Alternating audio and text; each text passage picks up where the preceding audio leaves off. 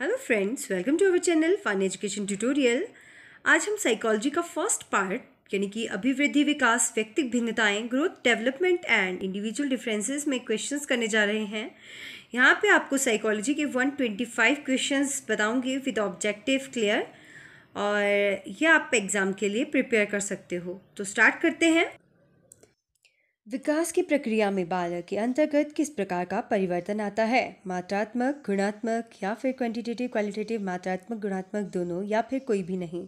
तो विकास जब होता है तो उस प्रक्रिया में बालक के अंतर्गत दोनों ही परिवर्तन आते हैं, मात्रात्मक भी और गुणात्मक भी। ओके, नेक्स्ट वन आता है स्वमोह अथवा आत्ममोह लक्षण है शैशवावस्था का, बाल्यावस्था का, किशोरावस्था का या फिर प्रौढ़ावस्था का। तो फ्रेंड्स, स्वमोह खुद से प्रेम करना तथा आत्म मोह करना, ये हम कौन सी एज में करते हैं? तो ये किशोरावस्था में होता है। क्लियर, C1 करेक्ट होगा।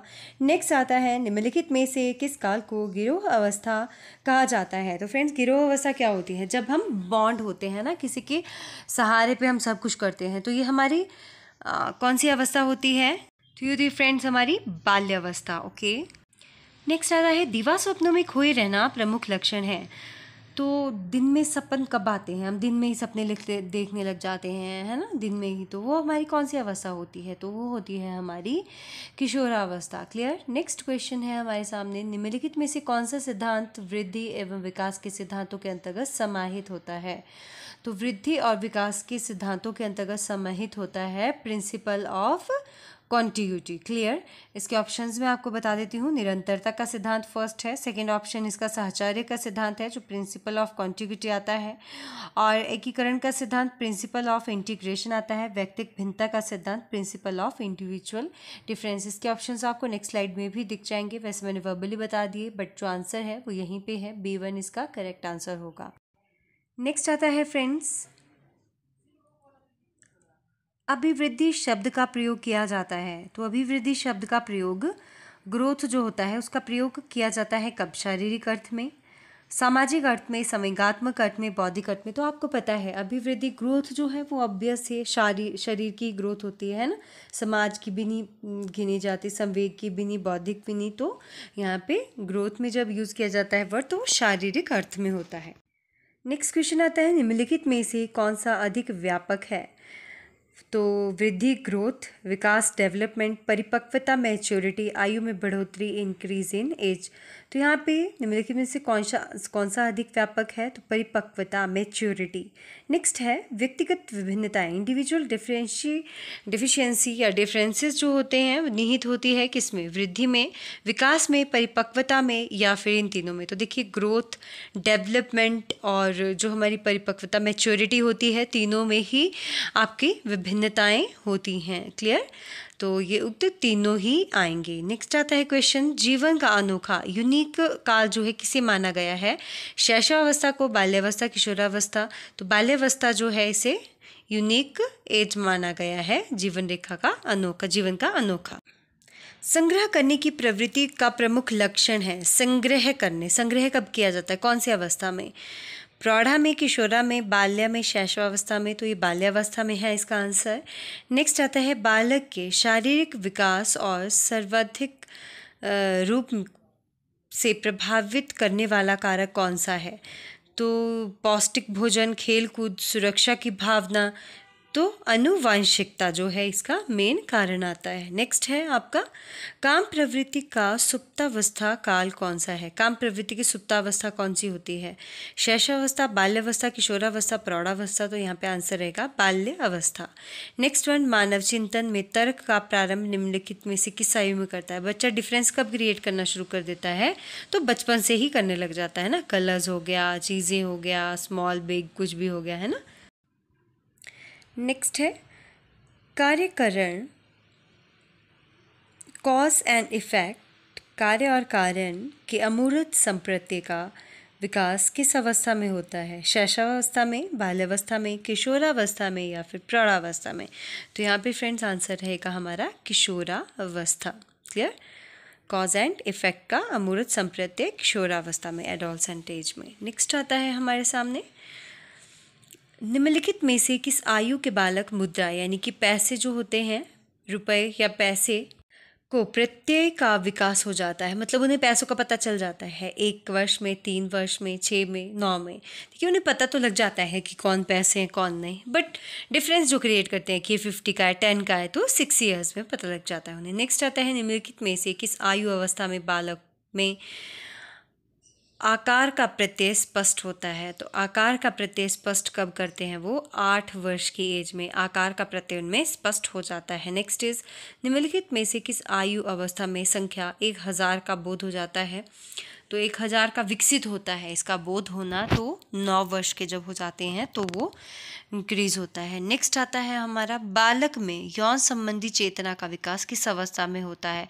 पूर्व बाल्यावस्था में, उत्तर बाल्यावस्था में, किशोरावस्था में, प्रौढ़ावस्था में? तो ये होता है किशोरावस्था में। नेक्स्ट है सिगमंड फ्रूड के मतानुसार पुत्री के पिता के प्रति झुकाव निम्न में से किस ग्रंथि के कारण होता है? देखिए, ऐसी पुत्री का झुकाव जो है ज़्यादा पिता की तरफ होता है और पुत्र का जो है झुकाव माता की तरफ होता है।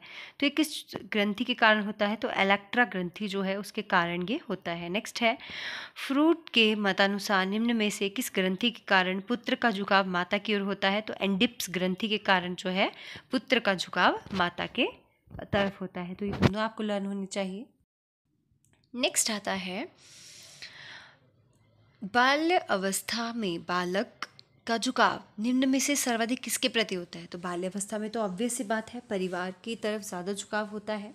नेक्स्ट क्वेश्चन आता है बालक में नेतृत्व गुणों का विकास निम्न में से किस अवस्था में होता है? तो नेतृत्व का विकास मतलब लीडर जो है वो बाल्यावस्था से ही बनने लग जाता है। लीड करना, क्लास को लीड करना, फ्रेंड्स को लीड करना, है ना, गेम्स में कुछ, तो बच्चों को ये ज्ञान हो जाता है। नेक्स्ट क्वेश्चन है निम्नलिखित में से कौन से विकास की अवस्था में बालक के सीखने की दृष्टि को सर्वश्रेष्ठ माना गया है? तो जब बच्चा बाल्यावस्था में होता है तो उसमें ज्ञान को अर्जित करने का बहुत ज़्यादा कैपेसिटी होती है, बहुत ज़्यादा इजीली हर चीज़ों को वो समझ लेता है। नेक्स्ट आता है हमारे पास निम्नलिखित में से किस अवस्था पर अध्यापकों को बालक के साथ तर्कपूर्ण ढंग से व्यवहार करना चाहिए? शैशवावस्था में, बाल्यावस्था में, किशोरावस्था में, प्रौढ़ावस्था में?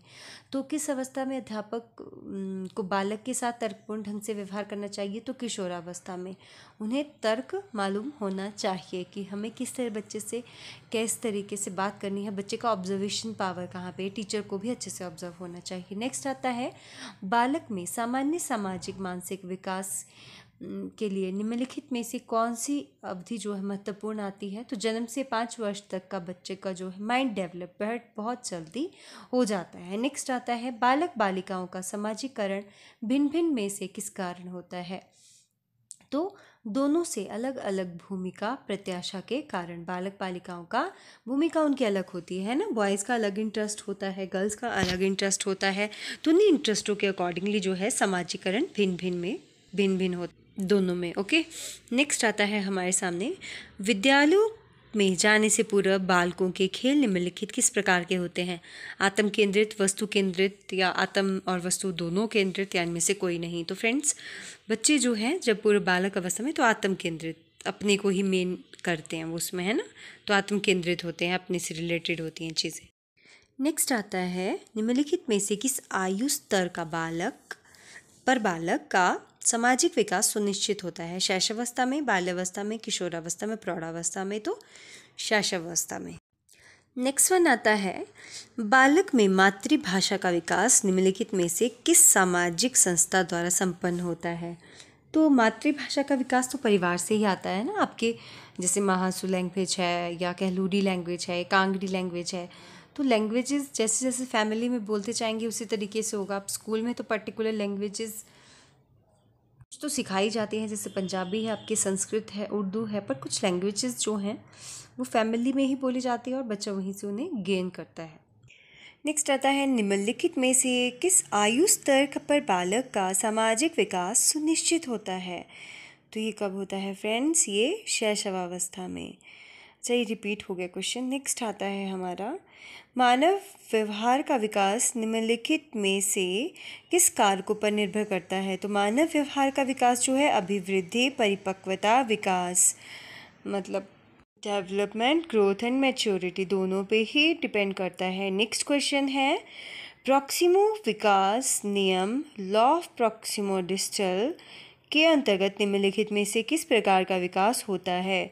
तो प्रॉक्सिमो विकास का नियम जो है ये केंद्र से सिरों की ओर, यानी कि केंद्र से कॉर्नर्स जो हमारे आते हैं उसकी ओर होता है। नेक्स्ट वन आता है, गर्भावस्था के समय भ्रूण का विकास सिर से पैरों की ओर होना निम्नलिखित में से कौन सा विकास का सिद्धांत कहलाता है? तो ये कहलाता है सिफेलोकाउडल। क्लियर? सिफेलोकाउडल सिद्धांत जो है ये कहलाता है गर्भावस्था के समय भ्रूण का विकास जो है किससे होता है? सर से पैरों की ओर होता है।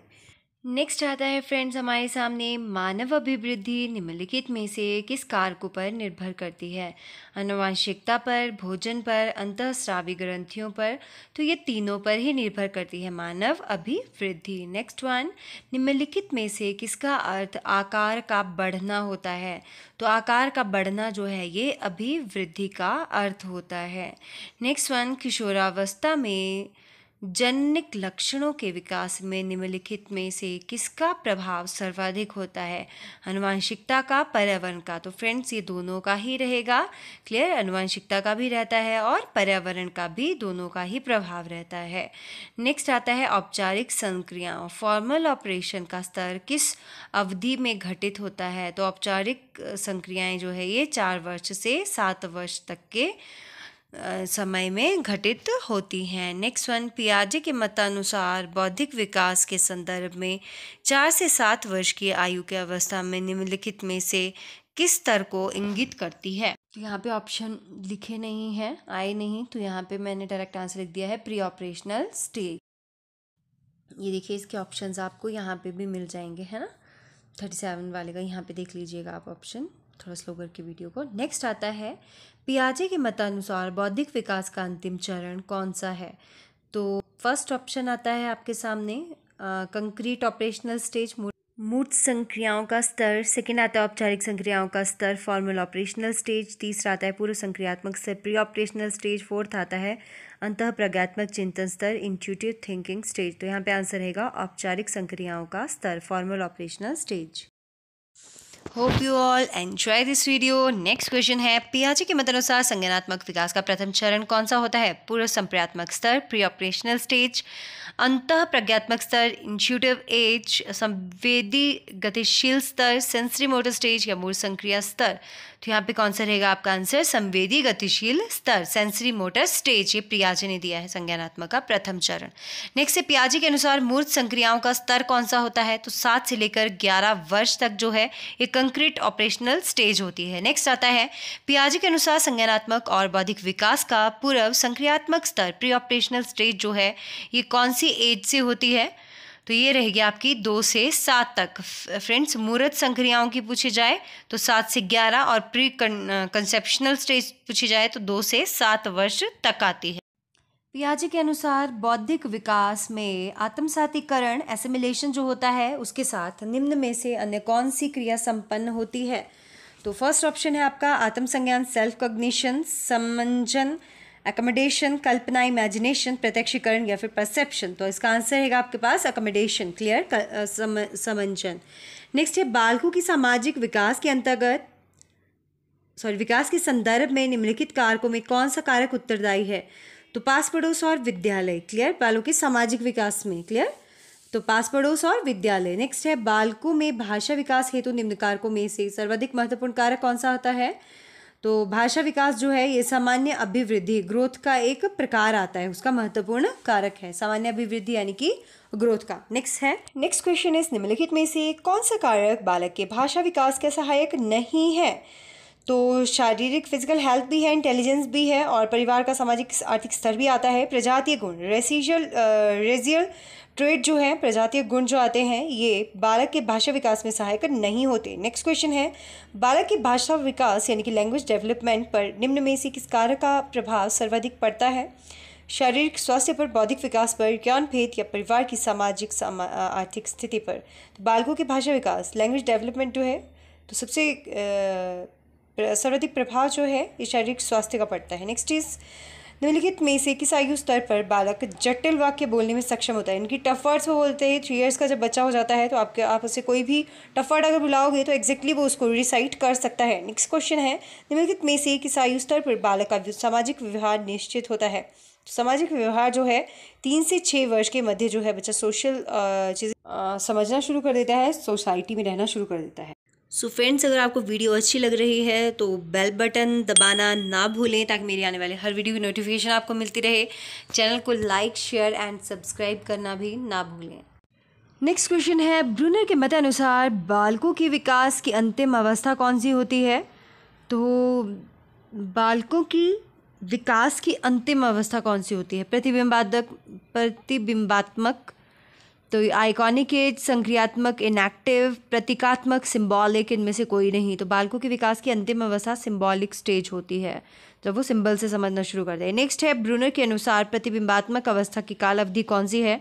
तो प्रतिबिंबात्मक यानी कि आइकॉनिक स्टेज जो है 3 से 11 वर्ष होती है। नेक्स्ट इज अनुभवों को शब्दों तथा प्रतीकों के माध्यम से ग्रहण करना एवं प्राप्त अनुभवों को शब्दों के माध्यम से प्रकट करना। ये कब हम करते हैं? तो ये 11 वर्ष की आयु के उपरांत ही बच्चा कर पाता है ना। जो भी उसने चीज़ें देखी होती है, जैसे टीचर बोलेगी कि बेटा आपने बाहर क्या देखा सिनेरियो, तो आप मुझे एक स्टोरी में उसको टेल करके बताइए, तो बच्चा इसको ईजिली बता देता है। पर कब बताता है? 11 ईयर्स में, है ना। उनको समझना और अपने वर्ड्स को किसी के सामने प्रेजेंट कर सकता है। नेक्स्ट वन है, शब्द विहीन क्रियाओं के माध्यम से बालक ज्ञान प्राप्त करना सीखता है। तो शब्द विहीन क्रियाएं जो होती हैं तो जन्म से 3 वर्ष तक होती है ना। तब तक बच्चा शब्द विहीन क्रियाओं के माध्यम से बालक अंडरस्टैंड करता है ना, यानी कि वो अलग अलग चीज़ों को अलग अलग कह के, वो दूध को कुछ और बोलेगा, स्पून को कुछ और बोलेगा, है ना। अपनी अकॉर्डिंगली वो बोलता है। नेक्स्ट है, बालकों में नैतिकता का विकास सर्वाधिक रूप से होता है। तो नैतिकता का विकास जो है ये होता है 7 से 11 वर्ष की एज में। क्लियर? नैतिक चीज़ों को समझना शुरू करते हैं। जैसे एंथम के टाइम आपको खड़े होना है, या कहीं पे कोई रिस्पेक्टिव चीज़ है, उन चीज़ों को हमें कैसे फॉलो करना है ना। तो इनको बच्चा 7 से 11 वर्ष में सुनना समझना शुरू करता है। नेक्स्ट है, बालकों में आत्म गौरव प्रवृत्ति, टेंडेंसी ऑफ सेल्फ प्रेज जो है कब पाई जाती है? तो बाल्यावस्था से ही बच्चे सेल्फ प्रेज के लिए बहुत ज़्यादा होते हैं ना। नेक्स्ट है, कल्पना की बहुलता रहती है। तो कल्पना, एक्सेसिव फैंटेसी जो है ये किशोरावस्था में होती है, एडोलसेंट एज में। नेक्स्ट है, विकास की किस अवस्था में बालक का व्यवहार अधिकांशतः मूल प्रवृत्तियों पर आधारित होता है? तो शैशवावस्था में। शैशवावस्था जो होती है तो ये मूल प्रवृत्तियों पर ही आधारित होती है, शिशु जब होता है ना। नेक्स्ट क्वेश्चन है, बालक मूर्त स्तर यानी कि कंक्रीट पर चिंतन करने में सक्षम हो जाता है। तो फ्रेंड्स, आप मुझे इसका आंसर बताइए कि बालक मूर्त स्तर जो कंक्रीट होती है उसमें चिंतन करने में कब हो जाते हैं आप सक्षम? मतलब कोई वर्ड आपको कोई बोले या कोई आपको सेंटेंस कोई समझाता है, तो आप कैसे चिंतन कब करते हो उसके हुए? जब आप 7 से 11 की एज में होते हो। उससे पहले तो आपको कुछ पता नहीं होता है ना, कि कोई कुछ बोल रहा है, डजेंट मैटर, आपके लिए कोई चीज़ मैटर रखती है। अच्छा बोल रहा है तो भी ठीक है, बुरा बोल रहा है तो भी ठीक है। बट आप उस पर चिंतन कब करने लगते हो? 7 से 11 वर्ष की एज में। नेक्स्ट आता है आपका स्यूडो मैच्योरिटी काल किसे कहा जाता है? आभासीय प्रौढ़ता किसे कहा जाता है? तो किशोरावस्था जो होती है ये एक आभासीय प्रौढ़ता, स्यूडो मैच्योरिटी की टाइमिंग होती है। नेक्स्ट है, बालक व्यक्तिगत स्वतंत्रता हेतु सर्वाधिक रूप में विचलित होता है। तो कब होता है? तो ऑब्वियस सी बात है किशोरावस्था में ही विचलित होता है ना, क्योंकि बहुत सारी चीज़ें दिखती है, बहुत सारा नॉलेज मिलता है, तो इधर उधर मन भी भटकेगा, है ना। तो ये होता है, अलग अलग तरीके से है, इसका कोई बैड सेंस या गुड सेंस में ले जाने की ज़रूरत नहीं है। नेक्स्ट है हमारा, प्रत्येक व्यक्ति का अपना एक विशिष्ट स्वभाव होता है। व्यक्ति का स्वभाव जो है निर्भर किस पे करता है? तो बॉडी केमिस्ट्री पे, शरीर रसायन पर यह निर्भर करता है उसका स्वभाव। नेक्स्ट, निम्नलिखित में से किस युग्म के योगदान का परिणाम है व्यक्तिक भेद? तो निम्नलिखित में से किस युग्म का योगदान का परिणाम है व्यक्ति भेद? तो ये आता है अनुवंशिकता एवं वातावरण। नेक्स्ट वन, व्यक्तिक भेद पाए जाते हैं व्यवहार के कॉग्निटिव डोमेन में, अफेक्टिव डोमेन में, साइकोमोटर डोमेन में। तो तीनों में ही आएंगे, है ना, भावात्मक, संज्ञानात्मक और क्रियात्मक दोनों में। सामान्यतः रूप से प्रतिभाशाली व्यक्ति जो होते हैं, बालकों की बुद्धि लब्धि जो है, IQ लेवल कितना होना चाहिए? सामान्य रूप से प्रतिभाशाली 130 से ऊपर होता है ना।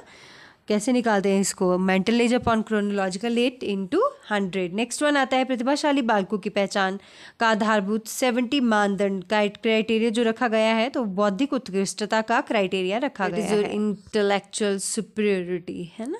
नेक्स्ट वन, प्रतिभाशाली बालक जो गिफ्टेड चाइल्ड होते हैं उनकी शिक्षा व्यवस्था हेतु निम्न में से कौन सी प्रक्रिया अपनानी चाहिए? रिपीटिशन ऑफ द क्लास, उसी कक्षा में पुनरावृत्ति करना। नेक्स्ट वन, पिछड़े बालक जो बैकवर्ड चिल्ड्रन होते हैं उनकी पहचान हेतु उनकी शैक्षिक निष्पत्ति को ज्ञात करने के लिए उनकी शैक्षिक आयु में क्या करते हैं आप? EQ जो होता है उनका, उसको ज्ञात करने के लिए आप क्या करोगे? तो उनकी जो वास्तविक आयु को जो है उससे डिवाइड कर दिया जाता है ना, तब आप बैकवर्ड चिल्ड्रन की पहचान कर सकते हो। नेक्स्ट वन आता है, पिछड़े बालकों की पहचान के लिए निम्नलिखित में से कौन सी सूचना सर्वाधिक महत्वपूर्ण होगी? तो पिछड़े बालक जो होते हैं उनकी पहचान के लिए शैक्षिक लब्धि से ही पता लग जाता है। नेक्स्ट वन, बैकवर्ड चाइल्ड, पिछड़े बालकों की पहचान हेतु निम्न में से कौन सी प्रक्रिया उपयुक्त नहीं है? उपलब्ध परीक्षा आयोजित करना, निदानात्मक परीक्षा का प्रयोग करना, व्यक्ति अध्ययन करना, शब्द प्रवाह परीक्षण करना। तो ये बैकवर्ड चिल्ड्रन का आपको उसके शब्द प्रवाह से नहीं पता चल सकता। क्लियर। नेक्स्ट आता है आपका मेंटल रिटार्डनेस से अभिप्राय क्या है? मानसिक मंदन से क्या अभिप्राय है? मानसिक मंदन से क्या अभिप्राय होता है फ्रेंड्स? निम्न बुद्धि का होना। नेक्स्ट क्वेश्चन है आपके सामने, किसी बालक को अपराधी बालक कहने के लिए निम्नलिखित में से कौन सी दशा आवश्यक मानी गई है? किसी बालक को अपराधी बालक कहने के लिए तो असामाजिक कार्य जो कि सामाजिक नियमों के विरुद्ध हो, उसमें संलिप्त रहना, involved in the activities which are socially undesirable. Next one, मानसिक रूप से मंद बालकों को शिक्षा देने हेतु निम्नलिखित में से कौन सा उपागम उत्तम है? तो मानसिक रूप से मंद बालक जो होते हैं उन्हें व्यक्तिगत अनुदेशन यानी कि इंडिविजुअल इंस्ट्रक्शंस देना ही उपागम उत्तम है। क्लियर। तो इस तरीके के क्वेश्चंस भी एग्जाम में बहुत बार पूछे जाते हैं ना। नेक्स्ट आता है सामान्य पिछड़ापन, जनरल बैकवर्डनेस कैसे उत्पन्न होता है? बौद्धिक न्यूनता के कारण, कुसमयोजन के कारण, डेफिशिएंसी इन इंटेलिजेंस या मैलाडेजस्टमेंट के कारण, या फिर थर्ड ऑप्शन है बाह्य दशाओं के कारण या एक्सटर्नल कैजुअल फैक्टर्स के कारण, या इनमें से कोई नहीं। तो ये किससे होता है? बाह्य दशाओं के कारण। नेक्स्ट वन, मानसिक रूप से मंद बालकों के समूह के अंतर्गत वे बालक रखे जा सकते हैं जो मेंटली रिटार्डेड जो चिल्ड्रन होते हैं उसमें कौन से बच्चे रखे जाते हैं? शिक्षित करने योग्य बच्चे, मतलब एडुकेबल या फिर ट्रेनेबल। तो ये दोनों के दोनों आएंगे इसमें, एडुकेबल और ट्रेनेबल। क्लियर। नेक्स्ट वन, निम्नलिखित में से किस समूह के बालकों हेतु शिक्षा व्यवस्था के संदर्भ में पृथक्करण करना आवश्यक है? तो अपराधी बालक, डेलिक्वेट्स जो होते हैं ना, उसमें होता है ये किस समूह, उस समूह में बालकों हेतु शिक्षा व्यवस्था के संदर्भ में पृथक्करण करना बहुत आवश्यक होता है। नेक्स्ट आता है शैक्षिक रूप से पिछड़ा बालक है वह जिसका EQ जो है वो कितना होता है? 85 से कम होता है, वो शैक्षिक रूप से पिछड़ा बालक है। नेक्स्ट वन है सभी पिछड़े बालक होते हैं मानसिक रूप से उच्च, मानसिक रूप से मंद, समस्यात्मक। तो पिछड़े बालक जो है समस्यात्मक, कोई ना कोई प्रॉब्लम उनमें होती है तभी ये चीज़ें रहती है, otherwise every child is a gifted child, है ना। नेक्स्ट आता है मानसिक रूप से मंद बालकों को प्रमुख रूप से वर्गीकृत किया गया है, तो इन्हें कितने वर्गों में विभाजित किया गया है? 3 वर्गों में। अदरवाइज प्रेजेंटली इसके 4 वर्ग बताए हैं यहाँ पे, वर्ग और बुद्धि लब्धि।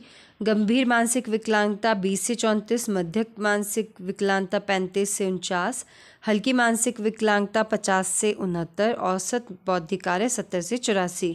तो ये 4 प्रकार के बताए हैं। Clear presently. नेक्स्ट है प्रतिभाशाली बालकों हेतु शिक्षा व्यवस्था के संदर्भ में निम्नलिखित में से कौन सी व्यवस्था नहीं की जा सकती? तो यहाँ पे ऑप्शंस हैं त्वरण प्रोन्नति, एक्सेलरेटेड प्रमोशन, संवर्धन, एनरिचमेंट, व्यक्तिगत शिक्षण, इंडिविजुअल इंस्ट्रक्शन, छलांग प्रदनोति। तो यहाँ पे इंडिविजुअल इंस्ट्रक्शन जो है ये प्रतिभाशाली बालकों हेतु शिक्षा व्यवस्था के संदर्भ में ये व्यवस्था नहीं की जा सकती। नेक्स्ट क्वेश्चन आता है हमारे सामने, निम्नलिखित में से किस सिद्धांत में यह स्पष्ट किया गया है कि अपराधी बालक कुछ विशिष्ट शारीरिक विकलांगता से युक्त होते हैं? तो ये नियंत्रण सिद्धांत में किया गया है, या फिर मनोवैज्ञानिक सिद्धांत में बताया गया है, या सामाजिक सिद्धांत में, जैव सिद्धांत में। तो ये बायोजेनिक थ्योरी में बताया गया है। क्लियर। नेक्स्ट आता है बाल अपराधिता, जुवेनाइल डेलिक्वेंसी जो है विकसित हो सकती है किसके कारण? बालक के साथ माता पिता का अस्वीकृत व्यवहार, गरीबी के कारण, बुरी संगत के कारण। तो तीनों ही इसके कारण माने जाते हैं मेजर। नेक्स्ट आता है निम्नलिखित में से कौन सा लक्षण मंदबुद्धि बालकों से संबंधित नहीं है? तो मंदबुद्धि बालक जो है सामाजिक क्षमता हो सकती है, आत्मनिर्भरता नहीं, एकाग्रता हाँ, जटिल नियमों में न समझना, नहीं, तो सिर्फ जो है कौन सा लक्षण इनसे संबंधित नहीं है, तो आत्मनिर्भरता। नेक्स्ट आता है हमारे सामने नवोदय विद्यालय खोले गए हैं। तो नवोदय विद्यालय जो है ये ग्रामीण क्षेत्रों में खोले गए हैं। क्लियर। नेक्स्ट आता है नवोदय विद्यालय उन बालकों की शिक्षा के निमित्त हैं जो ग्रामीण क्षेत्रों से संबंधित होने के साथ साथ प्रतिभाशाली भी हैं, है ना। इसका टेस्ट करवाया जाता है, उसके अकॉर्डिंगली बच्चों की एडमिशन्स होती हैं। नेक्स्ट आता है समावेशी शिक्षा, इंक्लूसिव एजुकेशन से अभिप्राय क्या होता है। ऑप्शंस जो हैं आप पढ़ लीजिएगा, उनसे आंसर मैं बताती हूँ। एक ही विद्यालय परिसर में सामान्य बालकों के साथ विशिष्ट समूह के बालकों को शिक्षा प्रदान करना, इसे इंक्लूसिव एजुकेशन का एक प्रकार कहा जाता है। नेक्स्ट आता है विशिष्ट शिक्षा, स्पेशल एजुकेशन जो है शब्द को सुगमतापूर्वक व्यक्त किया जा सकता है। तो स्पेशल एजुकेशन शब्द को जो है सुगमतापूर्वक व्यक्त किया जा सकता है अयोग्यताओं के संदर्भ में किए जाने वाले विशिष्ट शैक्षिक आयोजनों के संदर्भ में। नेक्स्ट वन है पद मानसिक विशिष्टता के अंतर्गत निम्न में से किन बालकों के समूह को सम्मिलित किया जाता है। तो प्रतिभाशाली बालक भी इसमें है, मानसिक मंद बालक भी इसमें आते हैं और सृजनात्मक बालक, तीनों ही इसमें आते हैं। नेक्स्ट आता है त्वरण विधि, एक्सेलरेशन मेथड जो है सर्वाधिक रूप से लाभप्रद किसके लिए होता है, जो भी प्रतिभाशाली बालक होते हैं उनके लिए एक्सेलरेटेड मेथड जो है ये बहुत ही अच्छा रहता है। नेक्स्ट क्वेश्चन आता है हमारे सामने 88th, प्रतिभाशाली समूह में उन बालकों को सम्मिलित किया जाता है कौन कौन। उच्चतम बौद्धिक क्षमताएं तथा क्रियात्मक योग्यताएं रखता है, विज्ञान तक गणित विषय में उच्च योग्यता रखते हैं, अपने वातावरण के साथ विशिष्ट एवं सृजनात्मक समायोजन करते हैं। तो तीनों प्रकार के बालकों को इसमें रखा जाता है। नेक्स्ट वन आता है प्रतिभाशाली बालकों हेतु पाठ्यक्रम होना चाहिए। तो कैसा पाठ्यक्रम होना चाहिए, एकीकृत पाठ्यक्रम होना चाहिए प्रतिभाशाली बालकों के लिए। नेक्स्ट वन आता है प्राय प्रशिक्षित किए जा सकने वाले मानसिक रूप से मंदबुद्धि बालकों के लिए बुद्धि लब्धि जो है कितनी होती है। तो 50 से अधिक होता है। प्राय प्रशिक्षित किए जा सकने वाले जिन्हें शिक्षित किया जा सकता है। नेक्स्ट आता है विशिष्ट बालकों के समूह में के निमित्त उपचारात्मक शिक्षण, रेमेडियल एजुकेशन का स्वरूप जो है चाहे कुछ भी हो किंतु उसका मूल उद्देश्य क्या होता है। विशिष्ट बालकों के समूह के निमित्त उपचारात्मक शिक्षण का मूल उद्देश्य यह होता है वातावरण के साथ श्रेष्ठ रूप में संतुलित समायोजन करने योग्य बनाना। नेक्स्ट आता है रोजी रोटी कमाने का प्रशिक्षण दिया जा सकता है मूर्ख बुद्धि बालकों को, कि मतलब इतना तो पढ़ाई कर लो ताकि वो रोजी रोटी कमा सके, ब्रेड बटर नीड को कंप्लीट कर सके। नेक्स्ट आता है विकलांग बालकों को शिक्षा हेतु एक शिक्षक को चाहिए कि वह क्या करे। विकलांग बालक जो होते हैं बालक में आत्मविश्वास, उसका सेल्फ कॉन्फिडेंस इंक्रीज करे, ना कि ये बोले नहीं तो तेरे तो हाथ नहीं है तू ये नहीं कर सकता, तेरे तो पाँव नहीं है ये नहीं कर सकता। क्योंकि आप आजकल के टाइम में कितने लोगों को देखते हो, कितने ज़्यादा टैलेंटेड ये लोग होते हैं, इन्हें गॉड का एक स्पेशल गिफ्ट दिया जाता है। अगर इनसे कुछ छीना जाता है तो इन्हें बहुत सारी चीज़ें दी भी जाती है। सृजनात्मक के लिए निम्नलिखित में से कौन सा कारक बाधक नहीं है। तो इसके लिए जो है फ्रीडम इन ऑटोनॉमी जो है इसके लिए बाधक नहीं है। बाकी बाधक आते हैं आधिकारिक उपागम, कठोराते, परंपरावादी दृष्टिकोण, ये सारे टफ सिचुएशंस हैं। नेक्स्ट है बाल अपराधियों के व्यवहार में सुधार लाने हेतु अपराध करने का कृत्रिम अवसर दिया जाता है। तो ये साइको ड्रामा जो होता है एक मनोनाटक होता है, इसमें क्या होता है बाल अपराधियों के व्यवहार में सुधार आता है। नेक्स्ट है निम्नलिखित में से बाल अपराध का मुख्य कारण क्या होता है। परिवार में तिरस्कृत व्यवहार, निर्धनता, कुसंगति, तीनों ही एक कारण माने जाते हैं कि बच्चा जो है बाल अपराध के लिए अग्रसर होता है। परिवार में रिस्पेक्ट नहीं मिलेगी, बाहर रिस्पेक्ट देखेगा, निर्धन होगा तो बाहर पैसे ढूंढेगा, गलत लोगों का शिकार होगा तो गलत काम तो करेगा ही ज़रूर, है ना। नेक्स्ट आता है प्रतिभाशाली बालकों में विशेषता होती है। तो कौन सी विशेषता होती है प्रतिभाशाली बालकों में। कठिन कार्य को करने में रुचि करने की, शब्द ज्ञान समृद्ध, प्रश्न पूछने की उत्सुकता, ये सारी ही उनमें होती है। नेक्स्ट है प्रतिभाशाली विद्यार्थियों के शिक्षण के लिए आवश्यक क्या होता है। सामान्य शिक्षक का होना, प्रतिभावान शिक्षक होना, विशिष्ट प्रशिक्षण प्राप्त शिक्षक का होना। तो विशिष्ट अलग अलग तरीके की जो एजुकेशन वर्सेटाइल टीचर होता है वो अपने बच्चे को भी वैसा ही वर्सेटाइल बनाएगा। क्लियर। नेक्स्ट आता है सृजनात्मक बालकों में क्या होती है। कल्पना करने की शक्ति, तर्क करने की शक्ति, चिंतन करने की शक्ति, तो तीनों की तीनों होती हैं। नेक्स्ट वन आता है सुधार विद्यालयों की स्थापना की जाती है। तो सुधार विद्यालय वर्ड से समझ आ रहा है अपराधी बालकों के लिए जो है सुधार विद्यालयों की स्थापना की जाती है। नेक्स्ट इज मनोचिकित्सकों के मतानुसार किशोर अपराधिता का एक प्रमुख कारण क्या है। मनोचिकित्सकों के अनुसार किशोर अपराधता का एक मुख्य कारण है परा अहम सुपर ईगो का कमजोर होना। नेक्स्ट वन है विबालक जो सामान्य सामाजिक नियमों के विरुद्ध आचरण करते हैं कहलाते हैं। विबालक जो सामान्य सामाजिक नियमों के विरुद्ध आचरण करते हैं कहलाते हैं समस्यात्मक बालक। उन्हें एक समस्यात्मक बालक कहा जाता है। नेक्स्ट वन है सामान्यतः समस्यात्मक बालक उनको कहते हैं जिनकी सामान्य बुद्धि कम होती है, किसी एक विद्यालय विषय में या फिर शारीरिक रूप से विकलांग होते हैं या अपसमायोजित होते हैं। तो इसमें आंसर आएगा मेल एडजस्टमेंट। नेक्स्ट है सामान्यतः उपचारात्मक शिक्षण का आयोजन उन बालकों के लिए किया जाता है जो क्या होते हैं। सामान्यतः उपचारात्मक शिक्षक शैक्षिक रूप से पिछड़े हुए बालकों के लिए। नेक्स्ट वन निम्नलिखित में से विशिष्ट बालक एक्सेप्शनल चिल्ड्रन जो है मानसिक विकलांग, अधिगम विकलांग, शारीरिक विकलांग, तीनों रूप से विकलांग जो है उसे एक्सेप्शनल चिल्ड्रन कहा जाता है। मानसिक रूप से विशिष्ट बालकों के समूह में निम्नलिखित में से समाहित नहीं है तो शारीरिक विकलांगता ये विशिष्ट बालकों समूह में नहीं आती। नेक्स्ट है मानसिक रूप से मंद बालकों की शिक्षा व्यवस्था निर्भर करती है उनकी बौद्धिक क्षमता पर, शारीरिक क्षमता पर या सामाजिक आर्थिक स्तर पर या उक्त तीनों में से। तो मानसिक रूप से मंद बालकों की शिक्षा व्यवस्था जो है उनकी बौद्धिक क्षमता पर निर्भर करती है। नेक्स्ट वन है विकास कभी न समाप्त होने वाली क्रिया है, यह विचार निम्नलिखित में से किस सिद्धांत पर आधारित है। तो ये प्रिंसिपल ऑफ कॉन्टिन्यूटी निरंतरता का सिद्धांत। विकास जो है निरंतर। नेक्स्ट है निम्नलिखित में से किस मनोविज्ञान द्वारा विकास की 4 विशिष्ट विशेषताओं की पहचान की गई है। तो विकास की 4 विशिष्ट विशेषताओं की पहचान जो है ये किसके द्वारा बताया गया है फ्रेंड्स। तो ये बताया गया है पियाजे के द्वारा। नेक्स्ट वन आता है निम्नलिखित में से किस अवस्था पर बालक तार्किक रूप में वस्तुओं तथा घटनाओं के संबंध में चिंतन करना प्रारंभ करता है। तो इसका आंसर आएगा आपका पूर्व संक्रियात्मक अवस्था में, प्री ऑपरेशनल स्टेज में। नेक्स्ट वन है विशेष आवश्यकता वाले बालकों को शिक्षा उपलब्ध करवाई जानी चाहिए। तो विशेष आवश्यकता वाले बालकों को अन्य सामान्य बच्चों के साथ शिक्षा दिलवाई जानी चाहिए ताकि उनका सेल्फ कॉन्फिडेंस जो है और ज़्यादा इंक्रीज हो। नेक्स्ट वन आता है डिसलेक्सिया। डिसलेक्सिया जो है निम्न में से किस प्रकार का अधिगम अक्षमता है। तो आपको पता है डिसलेक्सिया जब एल वर्ड आ रहा है तो लर्निंग से रिलेटेड है, पठन विकार है। डिसग्राफिया ग्राफ से रिलेटेड आ रहा है तो राइटिंग इशू है। और कैलकुलेट से रिलेटेड यानी कि गणितीय गणना से रिलेटेड है तो डिसकैलकुलेट। तो इस तरीके की तीनों आपने लर्न रखनी है। नेक्स्ट आता है पियाजे के मत अनुसार बालक अमूर्त संकल्पनाओं यानी कि एब्स्ट्रैक्ट प्रोपोजिशन जो होती हैं के संदर्भ में तार्किक चिंतन यानी कि लॉजिकल थिंकिंग करना प्रारंभ करता है। तो कब करता है। संवेदी प्रेरक अवस्था में, एट सेंसरी मोटर स्टेज में, एट प्री ऑपरेशनल स्टेज में, एट कंक्रीट ऑपरेशनल स्टेज में या eight formal operational stage.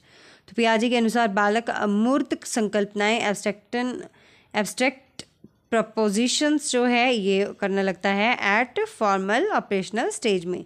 Next one है एक बालक जो जिसकी दृष्टि बाधित है के साथ कक्षा में अन्य बालकों के समान सामान्य व्यवहार करना चाहिए ना। दृष्टि बाधित जो है तो उसके साथ गलत व्यवहार नहीं करना चाहिए। अन्य जो बालकों के साथ आप व्यवहार करते हो तो आपको वैसा उसके साथ भी व्यवहार करना चाहिए ताकि उसमें किसी प्रकार की हीन भावना उत्पन्न ना हो, चाहे आप कक्षा में इस तरीके का व्यवहार कभी करें। नेक्स्ट है बच्चे दुनिया के संबंध में अपनी समझ का सृजन कर लेते हैं। यह कथन निम्नलिखित में से संबंधित है। बच्चे दुनिया के संबंध में अपनी समझ का सृजन कर लेते हैं तो पियाजे ने कहा है। क्लियर। नेक्स्ट है एक बालक निरंतर शब्दों और वाक्यों में त्रुटिपूर्ण करता है तो आपको पता लग गया डिस्ग्राफिया।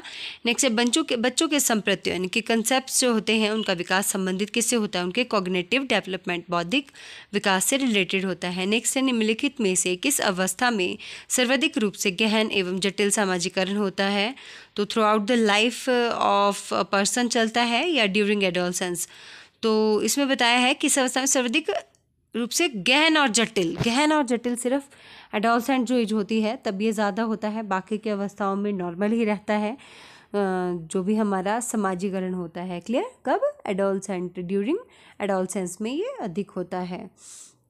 नेक्स्ट इज पियाजे के अनुसार विकास की पहली अवस्था 0 से 2 वर्ष की अवधि में बच्चा क्या सीखता है। सेंसेस यूज़ करना, इंद्रियों का प्रयोग करना, निष्क्रिय शब्दों को समझना, अमूर्त चिंतन करना है भाषा द्वारा। तो आपको बताया बच्चा जो है सेंसेस के अकॉर्डिंग ही समझता है ना। किसी चीज़ को स्मेल करना, टेस्ट करना है ना। आप उसको बिटर खिलाओगे तो उसका फेस वैसा होगा, सॉल्टी खिलाओगे वैसा होगा, सौर खिलाओगे वैसा होगा। तो बच्चा जो है इस सेंसेस का यूज़ करना सीखता है ना। नेक्स्ट वन आता है, निम्नलिखित में से कौन सा सिद्धांत वृद्धि एवं विकास के सिद्धांत से संबंधित नहीं होता? तो प्रिंसिपल ऑफ रिवर्सिबल जो है ये हमारा सिद्धांत जो है वृद्धि और विकास के सिद्धांत से संबंधित नहीं है। अन्य तीन जो है ये आपके सिद्धांत वृद्धि और विकास से संबंधित आते हैं। Principle of continuity, sequence and general of specific. Next आता है हमारे सामने, kindly enjoy this session. Next one आता है, निःशक्त अथवा अक्षम बच्चों के लिए केंद्र द्वारा प्रायोजित सांकेतिक शिक्षा जो है, समेकित शिक्षा का मुख्य उद्देश्य क्या होता है? डिसेबल चिल्ड्रन जो होते हैं, अक्षम बच्चे, उनके लिए इंटीग्रेटेड एजुकेशन स्कीम का मतलब क्या है? नियमित विद्यालयों में अक्षम निःशक्त बच्चों को समान शैक्षिक अवसर उपलब्ध करवाना। क्लियर, ये इसका उद्देश्य होता है। नेक्स्ट क्वेश्चन है हमारे सामने, निम्नलिखित में से कौन सा लक्षण है जो पठन कठिनाई से संबंधित आता है? तो स्पेलिंग कंसिस्टेंसी जो है, सुसंगत वर्तनी में कठिनाई जो है, ये इससे रिलेटेड आता है। Clear friends, hope you all enjoy this session. बस लास्ट 2 क्वेश्चंस रह गए हैं, आप इनको अच्छे से समझिए। एक शिक्षक शिक्षिका यह चाहता है कि उसकी कक्षा प्रतिभाशाली विद्यार्थी अपनी क्षमता के अनुरूप उच्चतम उपलब्धि प्राप्त करें। इस हेतु उसे निम्नलिखित में से क्या नहीं अपनाना चाहिए? उनमें सृजनात्मक के विकास हेतु चुनौती, चैलेंज देना, है ना, मतलब तनावों को नियंत्रित करना सिखाना, गैर शिक्षण गतिविधियों भाग लेना होगा, उसमें विशेष तैयारियों के लिए सामान्य साथियों को पृथक करना, ये भी होगा, है ना, बट ये वाला उसमें नहीं होगा। लास्ट क्वेश्चन, बच्चों के विकास के सिद्धांत को समझना शिक्षकों को सहायता करता है बच्चों के समाजीकरण को समझने में, बच्चों को क्यों पढ़ाना चाहिए यह औचित्य समझने में, बच्चों को विभिन्न अधिगम शैलियों को पोषित करने में, बच्चों की पारिवारिक पृष्ठभूमि समझने में। तो आंसर रहेगा बच्चों को विभिन्न अधिगम शैलियों को पोषित करने में। सो फ्रेंड्स, इसमें कोई भी मिस्टेक रह गई हो तो आप मुझे बता सकते हो, कमेंट बॉक्स में कमेंट कीजिएगा, और अगर इसमें कुछ आप चेंज चाहते हो तो वो भी मुझे बताइएगा। सेकेंड चैप्टर का वेट कीजिएगा फ्रेंड्स, इसके बाद आप इसका सेकंड पार्ट देखिएगा, उसमें आपके learning, transfer of training and motivation के क्वेश्चंस आएंगे, वो भी ऐसे ऑब्जेक्टिव रहेंगे। अधिगम स्थानांतरण एवं प्रेरणा, जैसे आप इसमें ऑप्शंस मैंने अभी लगाए हैं, अगर आप नहीं चाहते कि मैं ऑप्शन करेक्ट लगाऊं उसी टाइम आपको बताऊं तो मैं ये भी चेंज कर सकती हूँ। Clear, so give your suggestions. Hope you all like the video, do like, share and subscribe, and if you like the video don't forget hit the bell button ताकि मेरी आने वाली हर वीडियो की नोटिफिकेशंस आपको मिलती रहें। Have a nice time friends, thank you so much, have a nice time, stay happy, stay blessed.